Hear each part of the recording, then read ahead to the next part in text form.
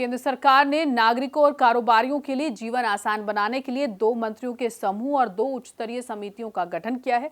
नीति आयोग के सदस्य राजीव गौबा इन उच्च स्तरीय कमेटियों का नेतृत्व करेंगे। केंद्र सरकार ने सुधारों की दिशा में बड़ा कदम उठाते हुए 2 मंत्रियों के समूह के साथ साथ 2 उच्च स्तरीय समितियों का गठन किया है। इनका मकसद नागरिकों और कारोबारियों के लिए जीवन आसान बनाना है। इसी के साथ साथ बड़े प्रोजेक्ट्स और योजनाओं को लागू करना भी है। प्रधानमंत्री नरेंद्र मोदी ने स्वतंत्रता दिवस पर सुधारों के लिए एक टास्क फोर्स बनाने की बात कही थी। इसके बाद से ही ये कमेटियां बनी हैं। इस उच्च स्तरीय कमेटी का नेतृत्व नीति आयोग के सदस्य राजीव गौबा करेंगे। इस 10 सदस्यों वाली कमेटी में प्राइवेट सेक्टर के लोग और सरकारी अधिकारी भी शामिल होंगे।